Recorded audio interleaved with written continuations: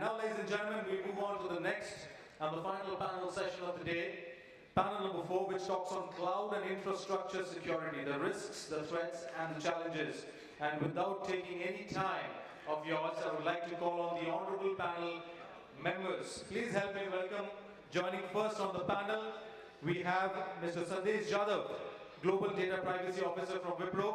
Sandesh ji, if you could join us on the panel.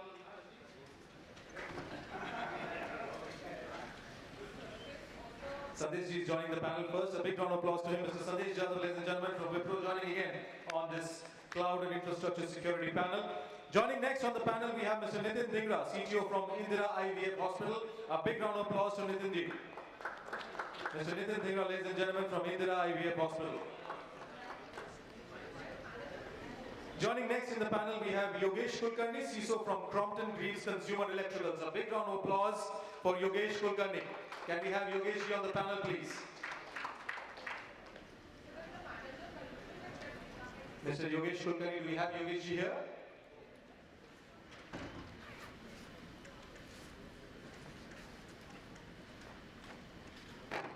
Do we have? We'll wait for Yogesh ji. I think he might be on the way. Moving to the next panel member, we have Mr. Amit Pandey, SVP Audit, Risk and Compliance, IKSL. A big round of applause to Amit. Amit, welcome to the panel. Joining next, we have Mahesh Khisti, CISO and VP IT from United Overseas Bank. A big round of applause to Mahesh ji. Welcome to the panel, Mahesh ji. And our honorable moderator for the panel, Mr. Niloy Biswas, Director of Cloud, Cybersecurity and AI from Botgo Technologies, Globtier. A big round of applause to Niloy ji. Welcome to the panel, sir. And Niloy ji, all over to you. Looking forward to a great session. I think if Yogesh ji is on the way, we'll ask him directly to join the panel. Absolutely. Thank you so much. Thank you, honorable panelists. Please take your seat.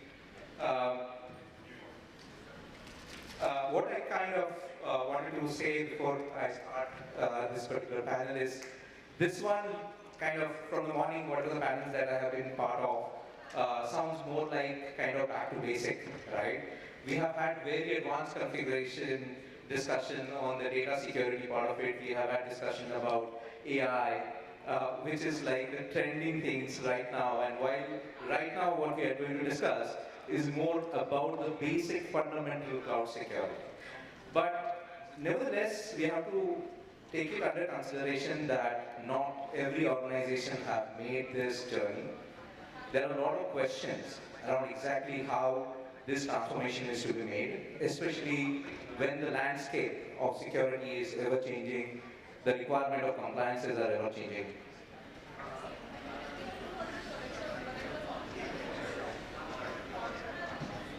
Great to have you, sir. Okay, so the way that I wanted to, you all know who are the panelists over here. If you look at their profiles, you will also get to understand that we have people who are covering the entire segment of the industry vertical, right?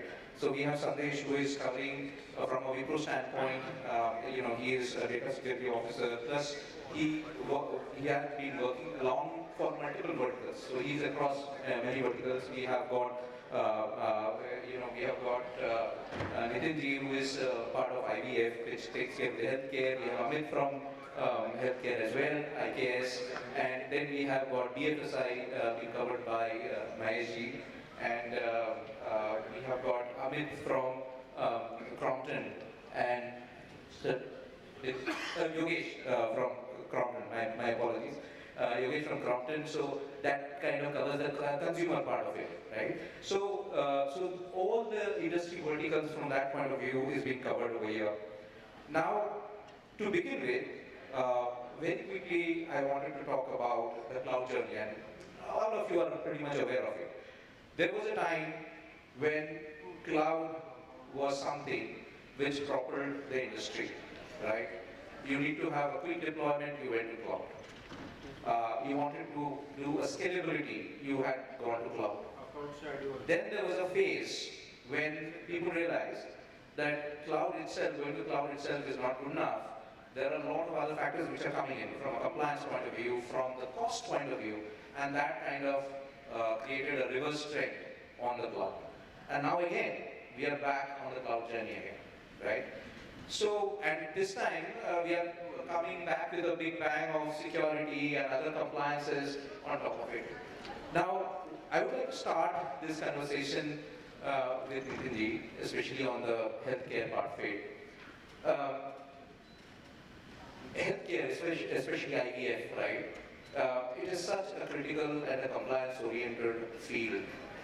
And your organization have been a cloud-only organization, mostly, for the most cases. How did you make this journey to be a cloud-only journey when you are dealing with such confidential area of data security? Thanks for inviting me, and pardon if my voice sounds robotic, but I am a human. So for us, the cloud journey has been in two phases. One, when we were not expanding and we were kind of seeing the market and settling down. That time we were all on the on-prem models.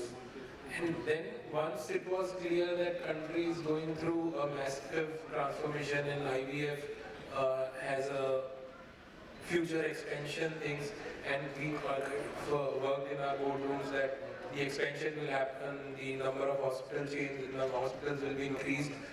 Then there was no other option but cloud only for us. When I say cloud only, it means cloud only. We had no existence of on-prem once we started our expansion plans, and this was primarily because we were eyeing a lot of expansion in tier 2, tier 3 places, metro places, and having an on-prem with the kind of infrastructure, manpower which was needed was pragmatically not possible for us because of the kind of IT resources and the reachability that we had.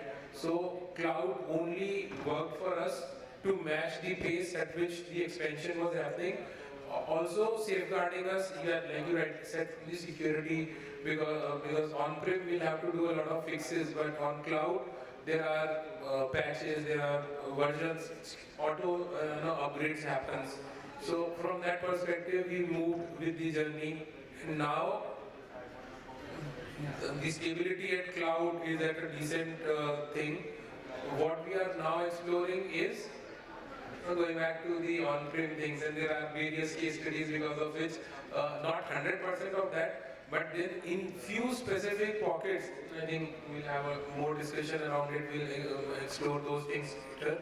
But there are a few cases wherein you understand that cloud may not be the right solution. One of the examples I'll share is, let's say there are machine manufacturers, and I'm talking about medical machines. They are not as advanced as like what we heard, IoT and other things. They would have a very specified structure or their PLPs or the other information, and in a very structured way they'll give you access in an on-prem model either bought by them or an on-prem server that you will provide. They may not expose their APIs so openly to cloud because of a lot of PIIs and other information associated with healthcare sector specifically. So in those cases you are left with no other option but to get a hybrid model wherein on-prem becomes one of the only solution to go for. And similarly, there are other cases, and then there are cloud modernizations. I think we'll discuss and not take more time. So I would request you to hold on to that thought, especially on the hybrid part of it, because we have a question a little later in this conversation about the hybrid part of it. But Mahesh, I wanted to ask you, especially when it comes to the banking sector, okay? Adoption of the cloud, like what are the kind of technologies that you have adopted in the banking sector that you have actually taken to the cloud? Hi, good evening everyone. It's a good question. Banking is, I think, one of the industries where technology transformation happens very rapidly. And we have to meet the space of the customer need along with the technology transformation. So, compared to other industry, it is very tightly regulated, and as well as the adoption of technology is also very fast. Now, coming to your questions, we actually have all kind of stack. We take it on premises, we take it cloud. Over the community cloud also may not be people aware about many of us. So that kind of entire stacks we have taken it. Now, If you repeat your question.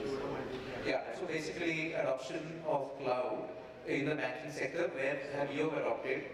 So that is what I'm coming. So adoption of the cloud in banking industry is there since the inception of that. But what we were looking as a on-premises point of view. So if you see the 2010 to 17 era, that time the cloud was there, but there was quite reluctance from the banking industry because the governance, the regulatory entity, there was no clear picture as such. And then it was not very highly aggressive one. But after 2017, when the COVID actually started, industry also realized the importance of the cloud, and we also moved on to the cloud journey. So my first, when we moved to the Azure cloud, it was very tough for us also because negotiation and then understanding their technology stacks, then SLA, how we can protect the interest of the bank at the same time taking the services from them. Because there was always a little bit reluctance when you are actually hosting your data onto the foreign hyperscaler. So how you can ensure that your data is always protected? That was one of the key factor when we actually moved to the cloud journey. But at the same time, we are also more keen on the RBI side because banking are tightly regulated by RBI, and there are various frameworks which we require to follow it. At that time, it was not very clear picture how and which policies which we require to adopt it. Then we did our internal studies and we self-defined the frame for the cloud adoptions. So we decided that we will not move our critical operations onto the cloud. We will move our non-critical operation on the cloud, like our entire Workday HR system, admin system is moved, but payment system is still kept onto the on-premises. That was a very clear and thought process decision. Then later on, when we get a confidence into the cloud journey, we moved it to the payment segment also. Yeah. So that's the way our cloud journey has. Excellent, excellent. Thank you so much. Sadhji, from especially again because you are cross-vertical and you also hold a global perspective of things, what do you think? I mean, this rebirth of the cloud adoption that had started, is it only because of competitive reasons? Not only competitive reasons, like say for example, if you the niche technologies are there. For example, if you want to do in privacy, so privacy enhancing technologies are there. Multi-party competition is one of the key privacy enhancing technology which we use.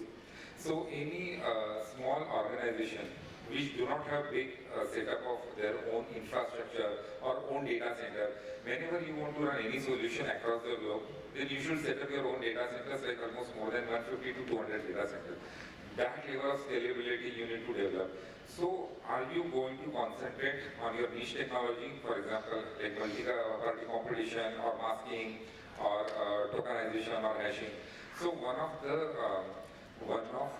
our business partner or one of the vendor I was talking to, they were we were choosing or finalizing that vendor based on his capability for masking my data or for my tokenization data or anonymizing the data so that data cannot be re-identified. But if you ask them, can you do my masking in my own premises? So they said, we don't have anything kind of installable version, or we cannot even give a code, or we don't have enough technology to secure our own code. So the only thing, or the only way we can secure our code is run our code from the cloud and give you something like kind of end service, or run our code, or run through PaaS or SaaS-based platform. So this is a requirement. Yeah, so not only for competition, if you want to use any niche technology, so this is a kind of requirement. And if you want to have a global reach in this kind of scenario, then of course without cloud you don't have. As my co-panelist has correctly said, RBI had guidelines. I mean, I know 10 to 15 years back, whenever we used to conduct any third-party audit, first question we used to ask them, is this particular third party running or giving solution, is it on cloud? If it is on cloud, it's against RBI regulations. So you have to run everything in your own premises. That time RBI banks used to run all these financial kind of application on mainframe servers, all these old legacy technologies.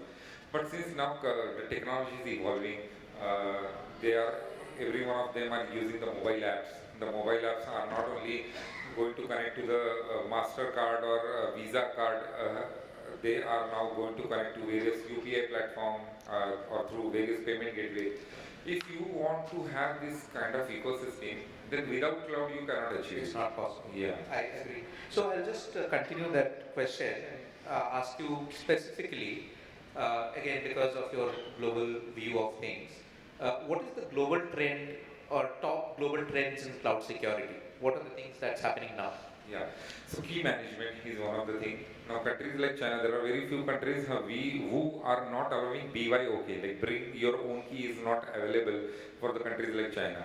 So this is one of the trend, especially if we work on Eastern countries. On Western countries, yes, for the security perspective, the cloud service provider themselves are providing me everything from my firewall, from my load balancer, my IPS services, my scanning mechanism, my VAPD, AppSec, or all these techniques. So they give us the bunch. So the global trend is like, whenever I'm going to give you data, I'm going to make sure your tenant is going to run differently, distinctively, and no one is going to intervene that. Because we not only asking them nowadays the question about how secure my data, we are also seeing the parameters like data privacy, my AI security, my AI governance. So when you are going to run anything from cloud, how can even if possible, it's possible to cloud service provider that without giving me the key management services or my data privacy thing or my segregation of PI data, non-PI data. So the global trend is you have to come up with all this as a bundle. At the same time, they want to make sure that all country compliance has been abided.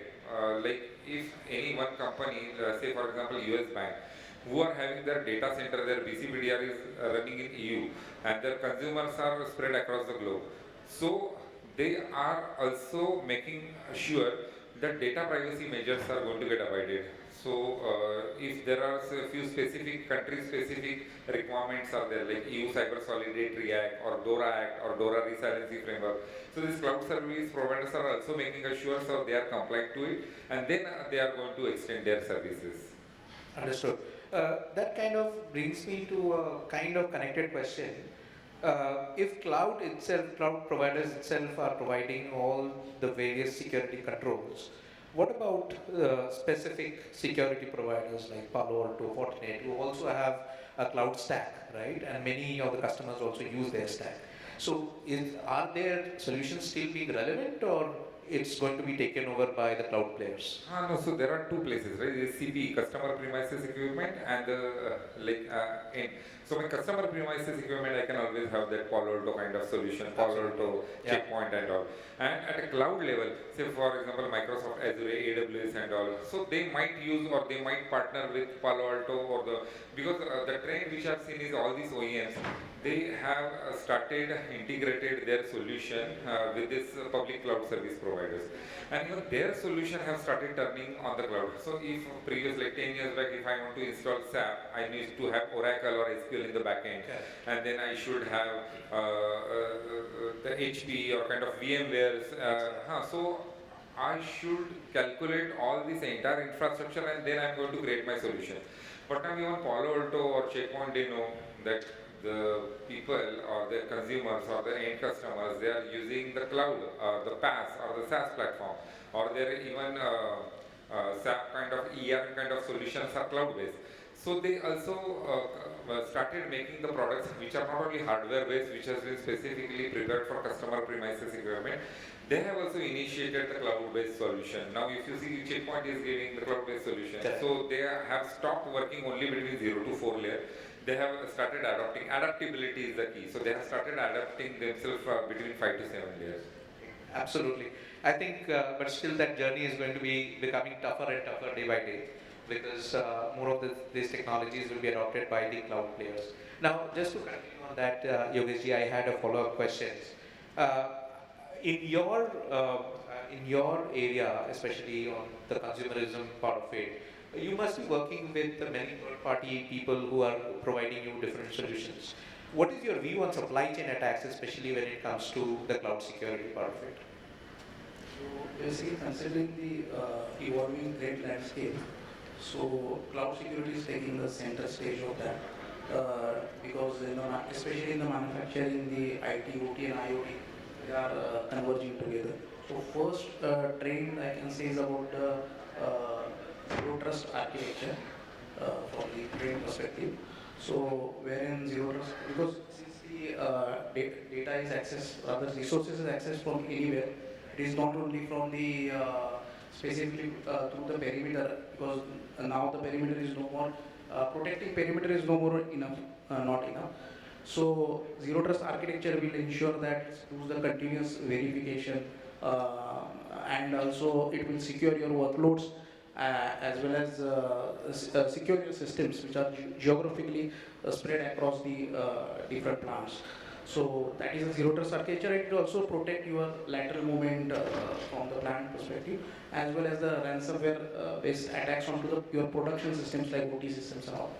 Excellent. And the second trend I can say is about, as last panel discussion they mentioned it, is AI driven threat detection and automated response. That is the second trend I can say, specifically for the manufacturing industry to get the real time detections. Absolutely. That's the reason why I started saying that we are like kind of coming back to basics, because we have already discussed all the advanced thing in the past panels. Now, just to continue on that particular question, you have a huge amount of consumer data. How are you ensuring data privacy for those consumer data? From the data privacy perspective, first you should have a visibility to your data. So where is your data? Who owns the data? How it is being used? And who has access to that? Once you identify your data, then only you will be able to protect that data. And after that, once you identify the data, then definitely we need to classify the data, whether it is a PII data or whether it is a confidential or regulated data. So once you identify, then you have a risk-based approach to protect that data, and then you can have the technologies like he has mentioned, like encryption, then the tokenization and DRM, as well as you have DLP technologies which can protect your data. And of course, after that, the monitoring and governance is required. So you can have the governance tools such as data security posture management, and of course UEBA, wherein you can monitor the unusual behaviors and then protect your data. Okay. So, Nitinji, I wanted to understand again from the same data security point of view, and especially when you are into IVF and again healthcare data is very confidential. What is your approach to securing the data that you secure, and how difficult it has been, especially on the cloud? See, this industry is heavily guarded by the government compliance thing, because we are talking of a very confidential PII data of individuals, and there are so many ransom attacks you may have also heard on the healthcare side. So to us, the compliance, like BFSI we mentioned, is the most important factor. And this is, like we heard PII and others still. So we have to mask the information of the customer even to our own employees. An employee also may not have access to any customer's data. And with the recent DPDPA thing, we keep on hearing a new thing every second day. And our systems has to be flexible enough that, let's say now DPDPA is X thing, and earlier, for example, it was said that the data has to reside within the same geographies. Then it became flexible. So for us, the dynamics are very heavy because of heavily compliant industry. Now coming to cybersecurity element to it, like told you, the real rampant exposure or the expansion to us happened at a later stage. Earlier it was not very prominent. So many factors had to be factored in on a fast pace. On one side we are having CRM, the other side are clinical operations, the EMR, electronic medical records, what you say, and then there are various other factors which key in at the time of at the same time parallelly. cybersecurity becomes one of those things which is a horizontal across all these verticals. So challenges are very high.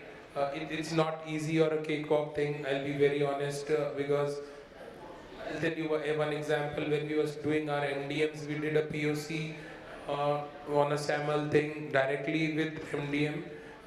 Now, by the time POs and all were given, IDEM was also introduced. Now, IDEM becomes the front-facing thing, and MDM being at the back end. All the POC went for a toss, the project deadlines went for a toss, and then you have all the compliance and the other stuff because of which cybersecurity is the forefront. So you cannot, you don't have luxury to delay the processes. So amalgamation of all these factors in the dynamism with compliance sitting it, and we are in a pressure cooker situation always. So, yeah, I agree. And what is very interesting over here is we have people who are directly from security stand, while Nitinji also represents the CTO part of it, which means the kind of the other side of the story, where where he is not directly responsible from a security point of view, but has to facilitate everything related to security, right? So that is another area. So just on that same part of it, Amitji, would you like to add something, because you also a part of the healthcare fraternity only, from a data privacy point of view, anything that you would like to add? I think there's a lot of talk that's happened on the data privacy piece. I think the most important element is the visibility into the data. What data, who owns it, who resides it, how does the data traverse within the network, how is application accessing data. We had a session earlier where we had discussions on application speaking with application. So and we spoke about all of it. So I think from a data privacy perspective, if you have complete visibility over your data, then it's easy to put security controls. A lot of times, the controls are not implemented because we lack the visibility. So that's the very important aspect. Completely understand. And who would be more thankful to all the compliances that different regulators kind of imposes on various industries, because that's the only thing probably helps the security guys to go ahead and give a justification ki, yeah, we are not meeting compliances, hence this control is required, right? Otherwise, getting a budget for security is one big ticket item. So, Amiji, I'll continue with the question back to you. Now, we know that when it comes to adoption of cloud, there is a very clear focus on hybrid cloud adoption. It is more from, not only from a point of view, and that comes back to that question where I said that please hold on to the hybrid conversation, because we are going to have a particular discussion on that. So one is from a redundancy point of view, hybrid cloud is very important, right? Single point of failure, to avoid single point of failure. Sometimes there are technologies which are better suited or facilitated by a cloud player which is not facilitated by another cloud player. So because of various reasons, we have to go ahead with hybrid cloud. Now, how difficult it is to kind of seamlessly work across technology, that is one part of it, but also secure across multiple hybrid cloud. So I think hybrid cloud is the reality. So we can't just turn away from it. But what hybrid cloud would do is it would add on to your complexity. So as I said, most important aspect is you need to have a unified vision and governance across your infra. There will always be blind spots. So to address these blind spots, you need to have complete visibility in what's happening. Second is consistent deployment of security policy. At a lot of times in the hybrid model, what happens is we focus on something where we believe that my most critical data is here, I'll focus here, like patching or access reviews or anything. We focus on one particular infra, but the other infra we say, okay, it's not critical. But this non-critical aspect is speaking with your critical aspect. Data is moving out. There are service accounts which speak within each other. So consistent deployment of security policies is very, very, very important.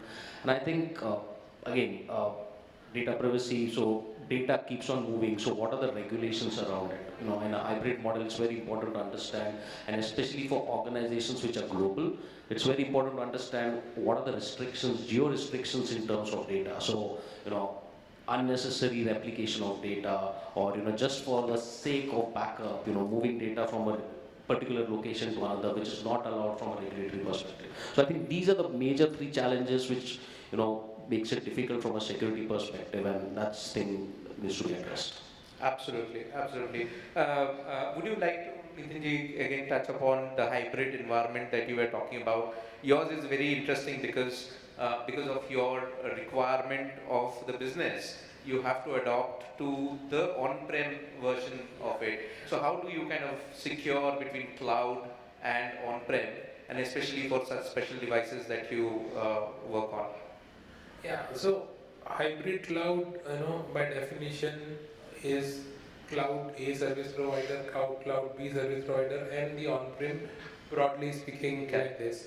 So let's talk of the on-prem thing. I told before as well, uh, there were some reasons from the restrictions of a hardware service provider that we have to go for on-prem model, though may not have been our first choice or even the second choice as well. But then no, if there is a necessity when we'll have to do. Then there are guardrails policy also that we implement at the on-prem side as well, and all the DLPs and other things that we do. Uh, that has to be cascaded down the line to the on-prem things as well, and uh, only the transactional information that is done on that particular uh, machine are the only things that we give the exposure, and then there is IT layer, OT layer, and those kind of basic hygiene factors as well, that the access or the internet is provided only for those transactions. The corporate networks are not used, so those basic hygienes are there. And then there are security policies and framework that we implement in this model as well. In cloud it is easy for us, but in specific cases of hybrid we have to go for the same as well. In terms of the other hybrid part, cloud A and cloud B, we discussed on the regional and geographical boundaries thing. At times, you don't see a service provider which has presence all across. In India and neighboring countries, you'll not find the likes of the big ones always. So you need to have that. There's mandatory thing that you'll have to go for hybrid thing. The challenges probably are the cost biggest element, because you'll have to duplicate the effort. You'll have to find the right person, do the job. So even the capex and then the opex both are expensive, and it's a duplicacy of work. So any patches that you have to do on your main country servers or application has to be repeated at that location. Those again are a big risk, or cost again is time and quality all are affected. Yeah. And at times there are countries where cloud is not there, and they still have the regional compliance that data should not go outside their country. So then mandatorily you'll have to go and put a box and do the on-prem thing, and then do the duplicacy of all things that you have done on cloud. Yeah. On those specific things. So hybrid, and these whatever I said was a pessimistic view Yeah. of the hybrid world. But on the on the brighter side, at times we have also realized that after we did modernization and did a lot of stuff on cloud, we realized that there are a few elements which are better suited on an on-prem model. So now we are greedy to explore more on those stuff and get on-prem to reduce our OPEX on the cloud. So with that framework or that brainstorming has to be done, that is it a right candidate for cloud, given that your infrastructure and all are stable. Then hybrid could also be one, or the on-prem could be one of the good options from your manageability and operational cost perspective. That's a very interesting paradigm. Again, like going back to the on-prem, and I'm just thinking about the kind of security nightmare that it would create, the kind of controls and how the controls would be talking in between each other. But business reality is a reality. Now let's come back to a very important aspect. which is the, I would say, the weakest link in the entire chain of security, which is the human part of it, right? So the insider threat, right? So that part is what we are going to discuss. So Maheshi, from the banking standpoint, what is your take on the insider threat perspective, and how would you, negotiate that threat? So I think insider threat everywhere is there. The greed, which is a human tendency, which actually exploit anywhere and then it get converted into fraud. It's very difficult. I mean, insider threat, protecting from insider threat is challenging nowadays also. But if you have the proper governance control, at least you can minimize it. But I will not say 100% can you protect it, because you cannot overcome the greed of the human. One of the important aspects as you have adopted the cloud, you are transferring the risk to someone else, because you want to focus on your business and you want to scale your business. But at the same time, when you are transferring the risk, you are also inviting some kind of the risk. And what are the risks? The data. Yeah. How you can protect the data from the insider as well as from the outside. So now let's focus on the insider. The people who has the explicit access to those cloud need to be reviewed regularly. So break the glass account. Many times we are not able to review those accounts. And those accounts become dormant, and those are very high privilege accounts. There is a regular review of these accounts. Who has the access, at what time they are accessing, that visibility we should get from the cloud. You are uploading something or you are downloading something like 200 MB or 300 MB during the daytime, you can have the control. But the person who has that privilege access outside his duty in the midnight, 3 AM, he's downloading something, definitely phishing. That's kind of insider threat is very risky. Second, you need to have the background verification of the people regular basis, because you have to adopt the zero trust with your employees.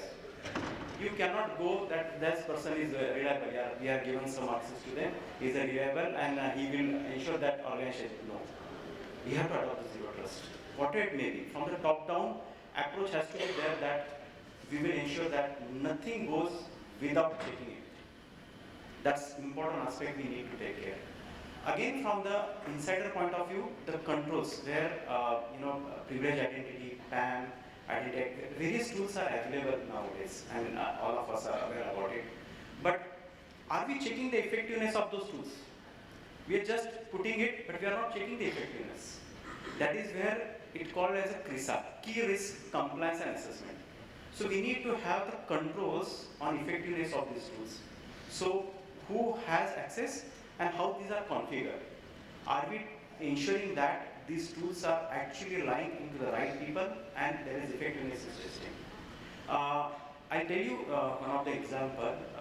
Many services which are hosting onto the cloud, we require a digital certificate also. Is there any process where the review of these digital certificates are happening on a regular basis? Are those expiry tracked it? Because if it is not governed properly, one fine day your entire business will come to this standstill. Right? Now, this digital certificate issued to the people or the people who are owning this HSM key, they are the biggest, threat point of view, because they are actually controlling your entire keys. Correct. So those keys are actually required to be controlled properly, and you have the review of those keys also. Those way you can protect your insider threat also. Excellent points. Yogesh, would you like to add something on that? Yeah, a couple of points I would like to add on to that. So basically, when you say this insider threat is most challenging because it comes from your legitimate employees only, who has the access to your resources and Exactly. all the accesses and all. So the first important thing is about the security awareness and the culture. It's necessary to build that, and there should be an acceptable usage policy wherein the employee should know if they have mishandled the data and all, what are the consequences, and make them accountable. So that is the one thing, and of course the controls and monitoring is also important in that. And employee life cycle management is important. When you onboard, if you even change any role of an employee, then there has to be a role-based access and needs to be revoked. And of course during the exit process. Absolutely. Excellent. So, Abhijay, I just wanted to ask you, especially on the human chain and the insider threat part of it, how do you build a security culture among your employees? What would be a CISO's way to kind of go ahead and build that security culture? So yes, as you said, the weakest link inside are the employees, humans. I think as an organization, what we need to focus is set up a culture where security is a collective responsibility, and that's a basic important aspect as an organization from the top management. That's the culture that you need to establish, and there are two aspects to it. The first important aspect is, the users, like right from the engineers who configure the resources on the cloud to the end users who manage the data. And, you already spoke about education, training, awareness. But there are other innovative ways that you can embed security into their role and train them. A classic example can your task be a part of your change management process before the code is released in production? Can you implement CI/CD automated controls? Now, what is shifting here is the development team is understanding what kind of OAPS top 10 vulnerabilities are coming. They are getting more educated, and then next time round when they're building the code, they're ensuring that it is. So I think that, just formal education, it needs to change. We need to evolve that. And training the users on data. I think that's one important aspect. I think to get this mindset, culture change, it's also very important that the security functions, they change their mindset from a gatekeeper to an architect. Okay, so rather than identifying something at the end stage, be a partner where you are an architect in the design itself. Set the right baseline policies, set the right architecture, and let innovation happen without adding new risks. So I think these are the two important aspects an organization or a CISO function focuses on. Slowly over a period of time, the mindset will change. Excellent, excellent, excellent perspective.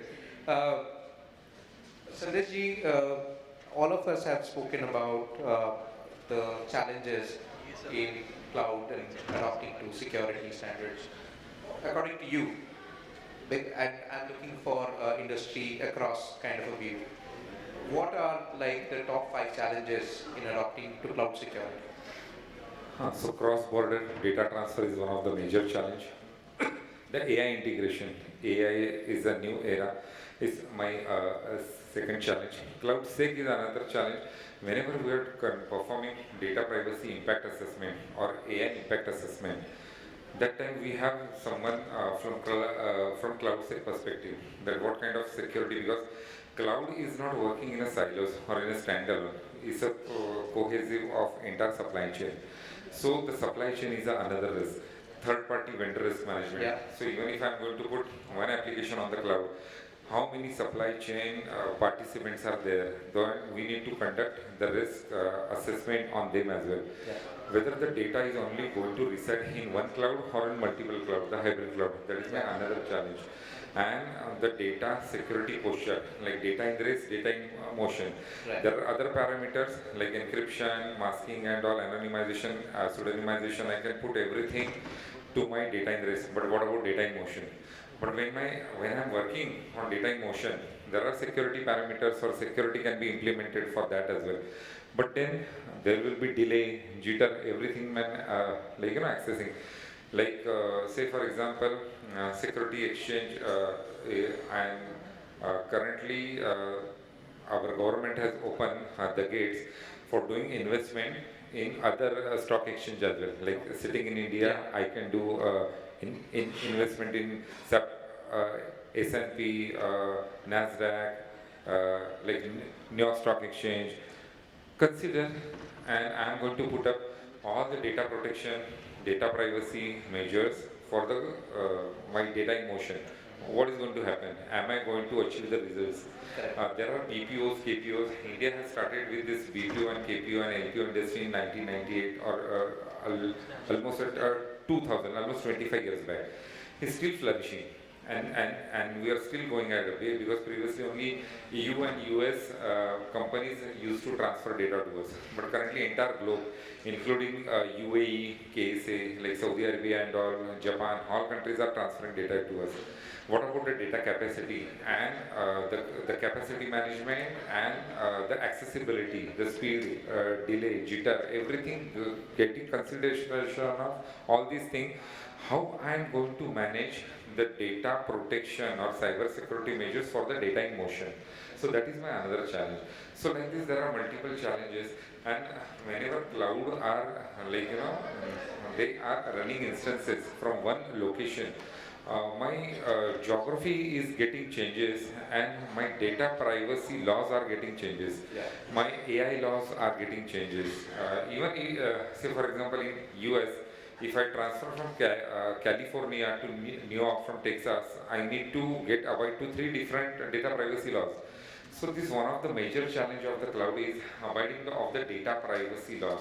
And those are, it's not only delta is getting deferred, like the fundamentals of, at the start of this session I told about the bring Y O key concept is not there in China. Okay. And if I want to serve the customer in China, my few of the instances of my server should be run from the data center which is based in China. And then my entire gamut gets changed. My key management structure, my tier 4 structure, everything getting changed. So that is my one of the challenge.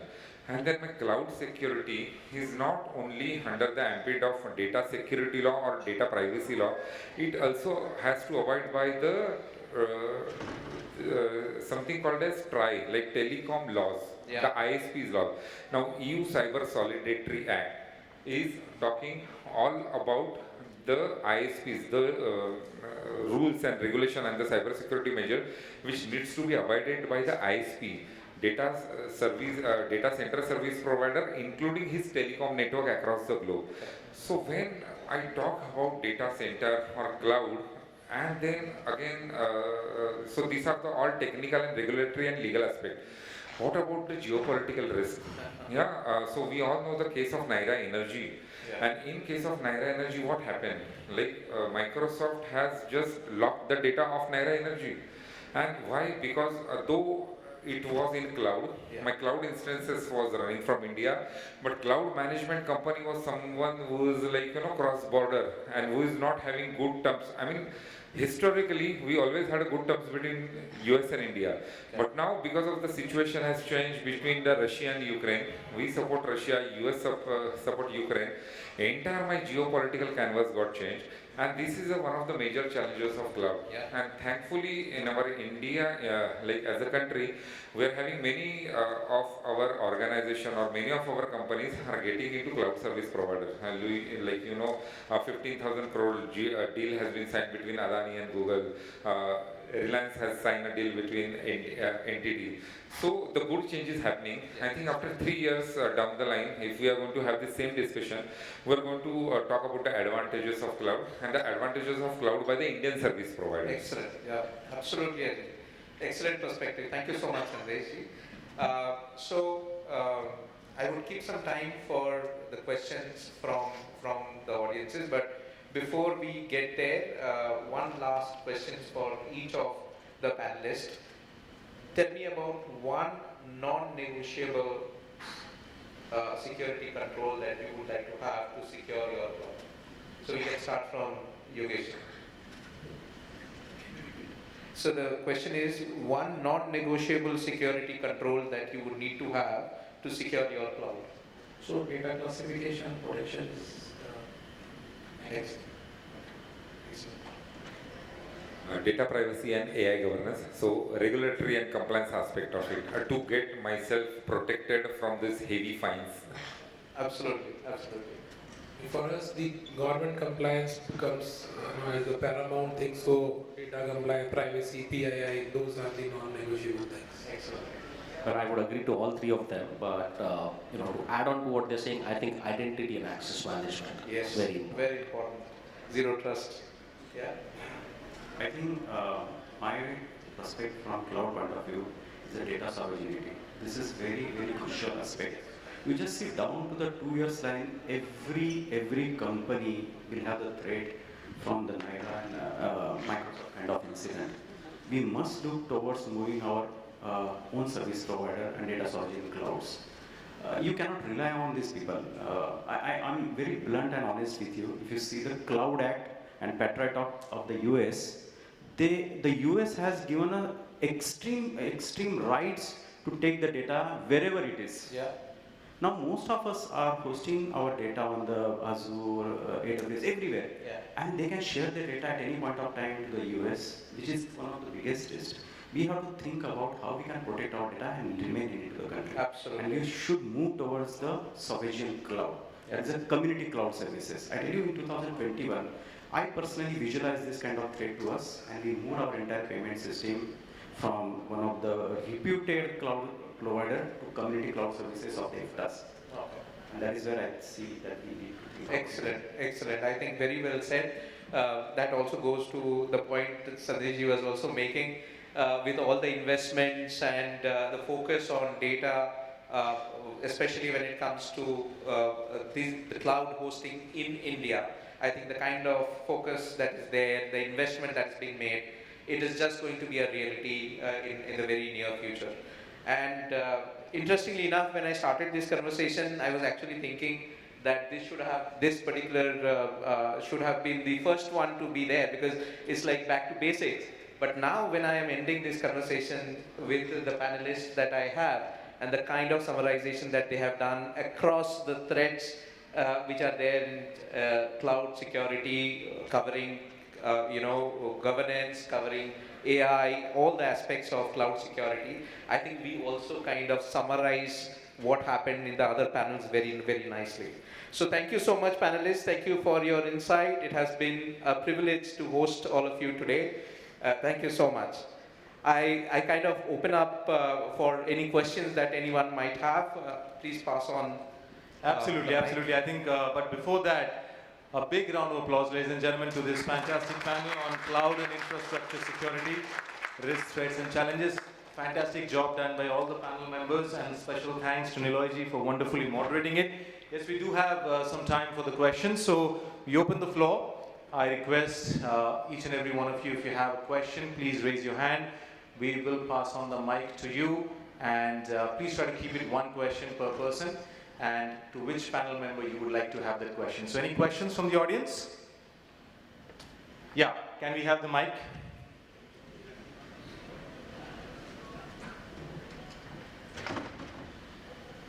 Thanks, panel. My name is Harsh. I work with Tata Digital. My question to the panel is that when we go for a cloud service model, they usually clause it as a shared responsibility. But if you have seen many historic cases, the accountability is the true cause of security incident.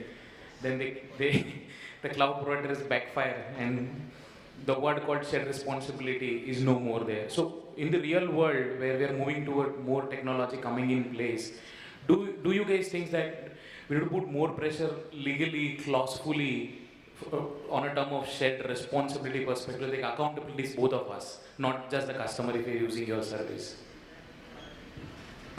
Yes, so the best part is like, instead of getting directly, I will take example of Amazon services or Amazon as a e-commerce service provider. Like instead of going via digital contracts, get into proper legal contracts, like get into master service agreement, scope of works and data privacy agreement, and there should be face behind it. Get your account manager. All the cloud service providers are giving these kind of services, but it comes with a cost. But with this cost, there comes with a responsibility also. So make sure, there should be face behind those contracts. Legally, we should negotiate those terms.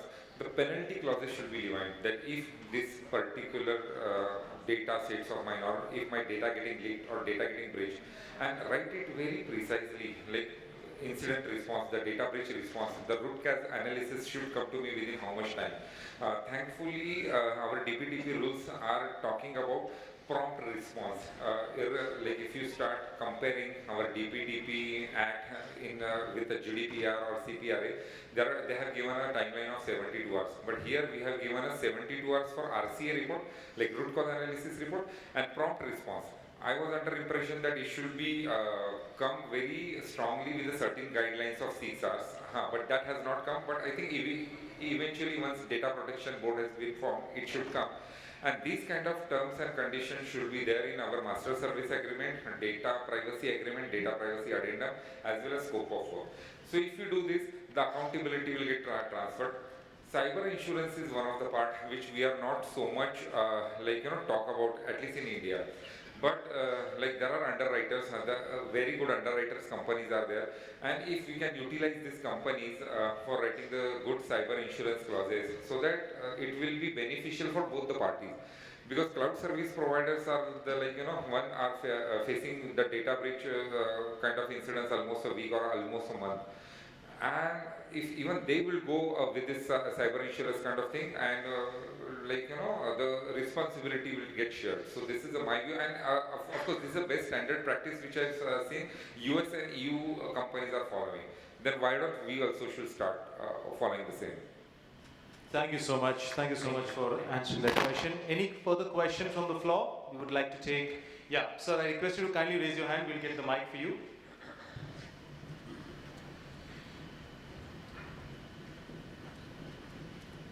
Hello panel, thank you very much for all your inputs. I am Rajiv Warrior from BD Software, a distributor in India.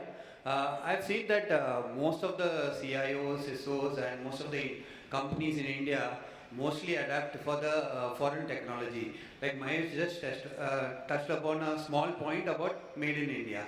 So there are a lot of security players and there are a lot of security developers in India who is developing security solutions, but hardly they reach the top layer. Usually they play in the SMB market or maybe small orders. So I just wanted one point from your side, what input you can give to an Indian developer for security solutions so that they can actually improve and most of you can adopt Indian solutions. Any input? I think a great question, to be very honest. We talk about securing our controls, and the most of the controls that we adopt to are foreign things.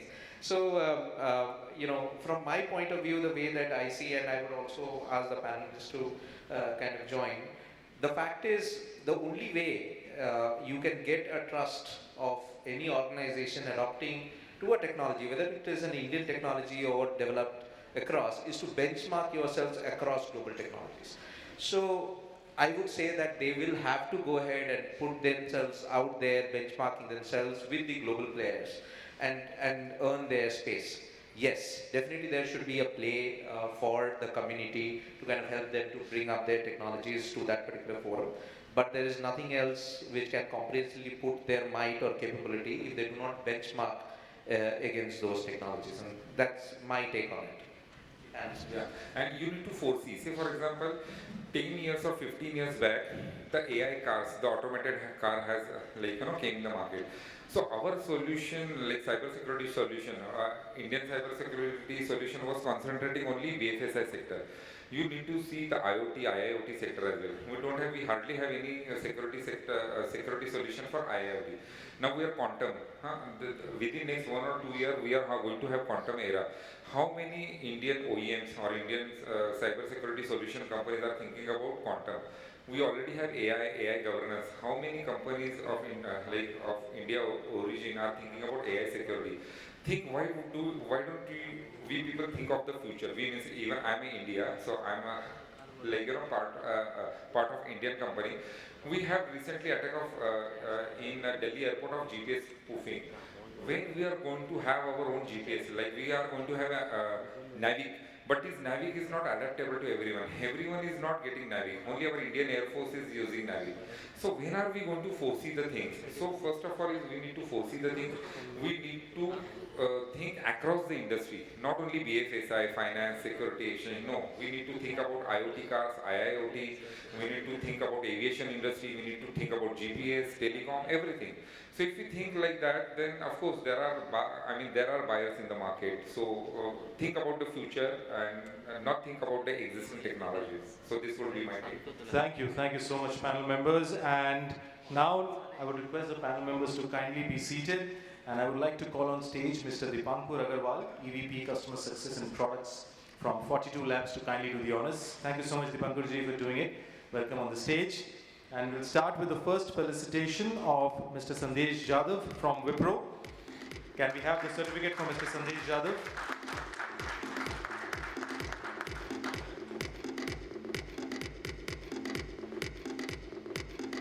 Mr. Sandesh Jadhav, ladies and gentlemen, from Wipro for his wonderful contribution on the panel. A big round of applause to him. Moving next to Mr. Nitin Dhingra from Indira IVF Hospital.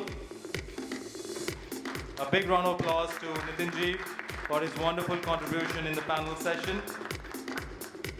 Moving next to Mr. Yogesh Kulkarni from Compton Greaves Consumer Electricals.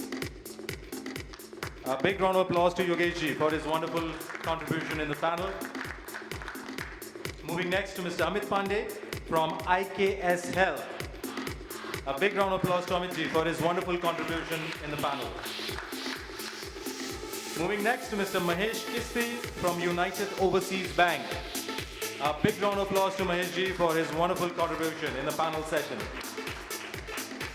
And now our honorable panel moderator, Mr. Niloy Biswas from Botgo Technologies Globtier. A big round of applause to Niloyji for not just wonderfully moderating the panel, but also for his valuable inputs. I would now request the honorable panel members to kindly step forward for a group photograph, and Dipankur, if you could also join them for an all-panel group photograph.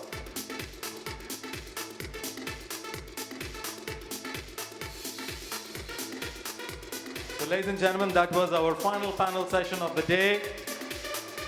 Cloud and infra security, risk, threats, and challenges. A big round of applause to this fantastic expert panel here. Extremely well moderated by Mr. Niloy Biswas from Botgo Technologies Globtier. And thank you to Dipankur for doing the honors as well. Thank you so much, panel members. Thank you, Dipankur.